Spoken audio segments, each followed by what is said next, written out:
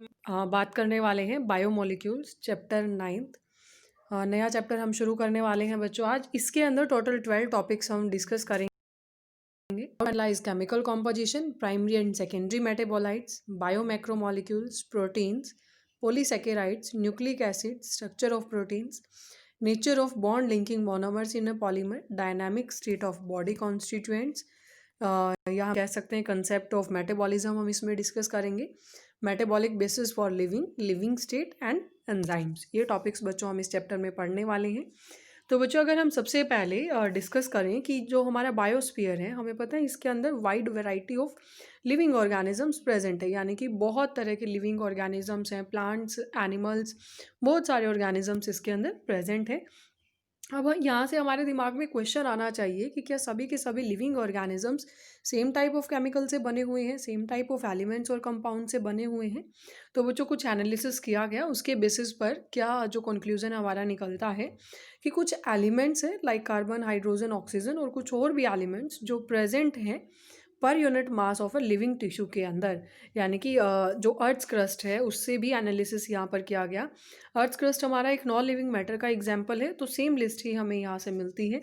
तो इन दोनों लिस्ट में बच्चों डिफरेंस क्या है, किस तरह से जो एग्जामिनेशन हम करते हैं और क्या यहाँ से हमें चीज़ें सामने आती हैं कि भाई जो कार्बन और हाइड्रोजन है with respect to other elements ये ज़्यादा अमाउंट में प्रेजेंट रहते हैं लिविंग ऑर्गेनिजम्स में अर्थ क्रस्ट के कंपेयर में, यानी कि कार्बन और हाइड्रोजन हमारे दो ऐसे एलिमेंट्स हैं जो हायर क्वांटिटी में प्रेजेंट हैं लिविंग ऑर्गेनिजम्स में compare than earth crust.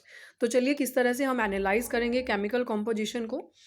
Same तरीके से बच्चों हमने चीज़ों को कंटिन्यू किया और ऑर्गेनिक कंपाउंड्स किस तरह के हमें यहाँ पर मिले, किस तरीके से हमने आंसर को फाइंड आउट किया। तो बच्चों हमने एक केमिकल एनालिसिस किया जिसमें हमने एक लिविंग टिश्यू लिया, या ए वेजिटेबल और अ पीस ऑफ लीवर, एक लिविंग टिश्यू हमने यहाँ से लिया। उसके बाद उसे ग्राइंड किया बच्चों हमने ट्राईक्लोरो एसिटिक एसिड के अंदर। फॉर्मूला आपने ध्यान रखना है, ट्राईक्लोरो एसिटिक एसिड Cl3CCOOH, ठीक है। उसके बाद क्या किया हमने, एक मॉर्टर और पेस्टल को यूज़ करते हुए एक थिक स्लरी हमने यहाँ पर बना ली। उसके बाद हमने इसको चीज़ क्लॉथ या कॉटन की हेल्प से तो फ्रैक्शंस में हमने इसको डिवाइड किया। एक फ्रैक्शन को हम फिल्ट्रेट कहेंगे और जो जिसे हम एसिड सोल्यूबल पूल भी कह सकते हैं, और जो दूसरी फ्रैक्शन है बच्चों उसको हम रेटेंटेट कहेंगे या एसिड इनसोल्यूबल फ्रैक्शन, यानी कि एक फ्रैक्शन है जो एसिड में सोल्यूबल है और दूसरी फ्रैक्शन होगी जो एसिड में सोल्यूबल नहीं है। साइंटिस्ट ने बच्चों ऑब्जर्व किया कि बहुत thousands of types organic compounds acid soluble pool के अंदर हमारे प्रेजेंट हैं। और हायर क्लास में भी आप इन चीज़ों को पढ़ोगे कि लिविंग टिश्यू के सैंपल को कैसे हमें एनालाइज करना है, कैसे पर्टिकुलर ऑर्गेनिक कंपाउंड को हमें आइडेंटिफाई करना है। यहाँ पर बच्चों एक कंपैरिजन दिया हुआ है जिसमें एलिमेंट्स जो नॉन लिविंग और लिविंग मैटर में प्रेजेंट होते हैं, यानी कि नॉन लिविंग अर्थ क्रस्ट में और ह्यूमन बॉडी में। हाइड्रोजन अर्थ क्रस्ट में कितने अमाउंट में है, ह्यूमन बॉडी में कितनी अमाउंट में। हमने अभी डिस्कस भी किया था कि हाइड्रोजन और कार्बन ह्यूमन बॉडी में ज़्यादा क्वांटिटी में रहते हैं in compare than earth crust, ठीक है। ये जो दोनों एलिमेंट है हाइड्रोजन एंड कार्बन।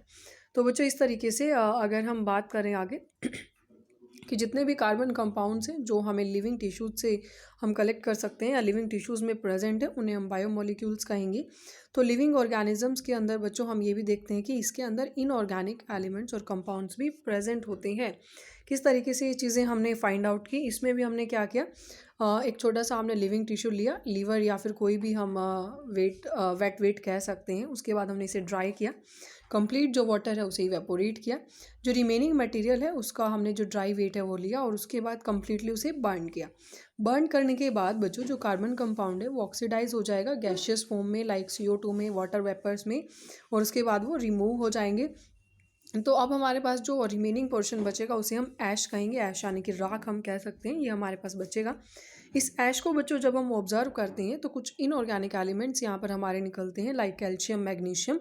ये इनऑर्गेनिक कंपाउंड्स भी इसके अंदर प्रेजेंट है, सल्फेट, फॉस्फेट, ये हम एसिड सोल्यूबल फ्रैक्शन में ऑब्जर्व कर सकते हैं। तो एलिमेंटल एनालिसिस से हमें बच्चों एक चीज़ पता चलती है कि लिविंग टिश्यूज़ में हाइड्रोजन, ऑक्सीजन, क्लोरीन, कार्बन ये चीज़ें भी प्रेजेंट होंगी तो कहीं ना कहीं जो हमें ये आइडिया देती हैं कि ऑर्गेनिक और इनऑर्गेनिक कॉन्स्टिट्यूएंट्स दोनों ही लिविंग टिश्यूज़ के अंदर प्रेजेंट होते हैं।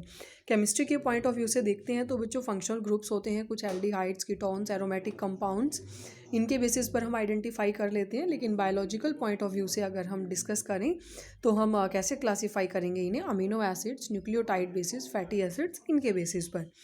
बच्चों जो अमीनो एसिड्स हैं वो ऑर्गेनिक कंपाउंड्स होते हैं जिनके अंदर अमीनो ग्रुप प्रेजेंट होता है और साथ में एक एसिड ग्रुप प्रेजेंट होता है as a substituent. Same carbon पर ही ये प्रेजेंट होंगे।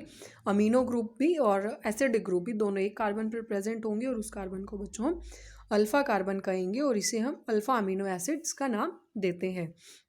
हाँ, इन्हें ही बच्चों हम सब्सटीट्यूटेड मीथेन्स बोलते हैं। टोटल 4 सब्सटीट्यूएंट ग्रुप्स प्रेजेंट होते हैं 4 वैलेंसी पोजीशंस पर। इनमें से जो फर्स्ट है hydrogen, then carboxyl group, amino group और एक वेरिएबल आर ग्रुप होता है जिसे हम एल्काइल ग्रुप भी बोल सकते हैं।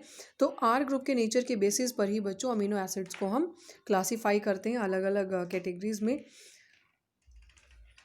जो हमारे प्रोटीन्स इसके अंदर जो प्रेजेंट है, जो प्रोटीन्स में प्रेजेंट होंगे, टोटल 20 टाइप्स इसमें होते हैं। जो आर ग्रुप है इसके अंदर वो प्रोटीनेशियस अमीनो एसिड रहेगा। मतलब हम ये कह सकते हैं जो आर ग्रुप है प्रोटीनेशियस अमीनो एसिड वो एक हाइड्रोजन भी हो सकती है। अगर हाइड्रोजन है आर ग्रुप में तो बच्चों उस अमीनो एसिड को हम ग्लाइसिन कहेंगे। अगर आर ग्रुप की जगह मिथाइल ग्रुप प्रेजेंट है तो एलेनिन कहेंगे। और अगर आर ग्रुप की जगह पर हाइड्रोक्सिल मिथाइल प्रेजेंट है तो उसे हम सीरीन कहेंगे। ये आपने नोट करना है, ग्लाइसिन, एलेनिन एंड सीरीन। यानी कि आर ग्रुप जो हमारा प्रोटीनेशियस अमीनो एसिड है वो एक हाइड्रोजन भी हो सकता है, ग्लाइसिन उसे हम कहेंगे उस टाइम पर, मिथाइल ग्रुप भी हो सकता है, एलेनिन जिसे हम कहेंगे, हाइड्रोक्सिल मिथाइल सीरीन भी बच्चों हाइड्रोक्सिल मिथाइल भी हो सकता है जिसे हम सीरीन कहेंगे। तो अगर हम यहाँ पर बात करते हैं टोटल 3 ऑफ द 20 जो हैं यहाँ पर डायग्राम में शो भी किए हुए हैं। यहाँ पर आप देख सकते हैं ये बच्चों हमारे जो डायग्राम्स हैं यहाँ पर ग्लाइसिन, एलेनिन एंड सीरीन। यहाँ पर जो आर ग्रुप है हाइड्रोजन अटैच्ड है, यहाँ पर CH3 और यहाँ पर CH2OH। ठीक है, तो ये बच्चों हमारे जो तीनों जो ग्रुप्स हैं रहेंगे इस तरीके से। आगे अगर हम बात करें केमिकल और फिजिकल प्रॉपर्टीज़ हैं जो अमीनो एसिड्स की, उनके बेसिस पर जो अमीनो, कार्बोक्सिल और आर फंक्शनल ग्रुप्स हैं इनमें हम डिवीज़न यहाँ पर देखते हैं। तो नंबर ऑफ अमीनो एसिड्स और कार्बोक्सिल ग्रुप्स के बेसिस पर बच्चों ये एसिडिक हो सकते हैं। इसमें एग्जांपल आपने देखना है ग्लूटामिक एसिड। बेसिक नेचर इनका हो सकता है लाइसिन है, न्यूट्रल हो सकते हैं जिसे वेलाइन हम कहेंगे। तो ये तीनों भी आपने अच्छे से पढ़ लेने हैं, ग्लूटामिक एसिड, लाइसिन और वेलाइन। एसिडिक, बेसिक और न्यूट्रल नेचर इनका रहेगा। एरोमेटिक अमीनो एसिड्स भी बच्चों हमारे प्रेजेंट होते हैं, टायरोसिन है, फिनाइल एलेनिन है, ट्रिप्टोफैन है। और पर्टिकुलर प्रॉपर्टी है जो अमीनो एसिड्स की बच्चों, वो आयनाइजेबल नेचर जो इनका है, अमोनिया है NH2 और COH ग्रुप है हमारा जो यहाँ पर। तो बच्चों ये अगर हम बात करें इनका ज्विट्राइनिक फॉर्म ये देंगे आयनाइजेबल फॉर्म में। यहाँ आप देख सकते हैं जो इनका डिफरेंट pH रहेगा और स्ट्रक्चर है जो अमीनो एसिड का वो चेंज हो जाता है। यहाँ पर आप देख सकते हैं CHR, COOH और NH3 पॉजिटिव ये हमारा यहाँ पर प्रेजेंट है। उसके बाद इक्विलिब्रियम की कंडीशन में COO नेगेटिव, एक हाइड्रोजन रिमूव हो जाता है, उसके बाद एक हाइड्रोजन हमारा यहाँ से रिमूव हो जाएगा।